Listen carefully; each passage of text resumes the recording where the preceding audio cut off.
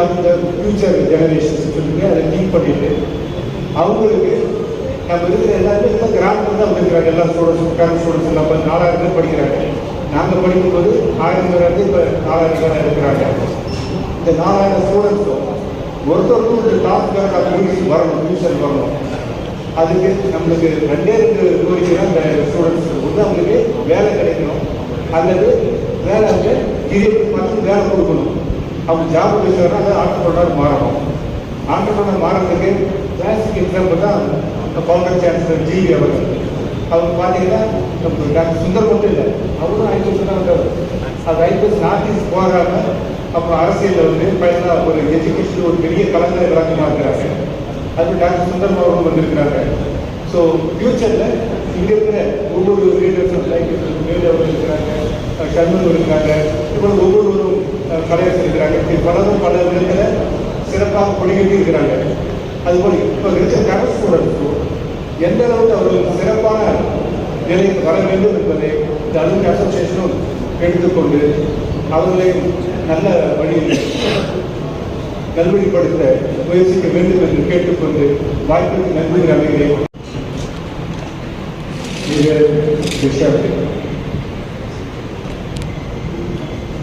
சர்மா நித்யானந்தன் அவர்களே, தலைமுறையாக அமர்ந்திருக்கின்ற founder chancellor of world members university doctor GV அவர்களே, வரவேற்புரை வழங்கிய இந்த கல்லூரி முதல்வர் டாக்டர் ஆனி கமலா லாரன்ஸ் அவர்களே, எனக்கு முன்பு வாக்குரை வழங்கி அமர்ந்திருக்கின்ற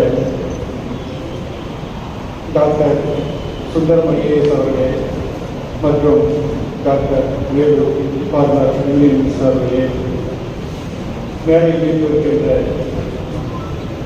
மணிநாதன் அவர்களே, பாண்டியன் அவர்களே, முன்னாள் மத்திய அமைச்சர் சண்முகம் அவர்களே,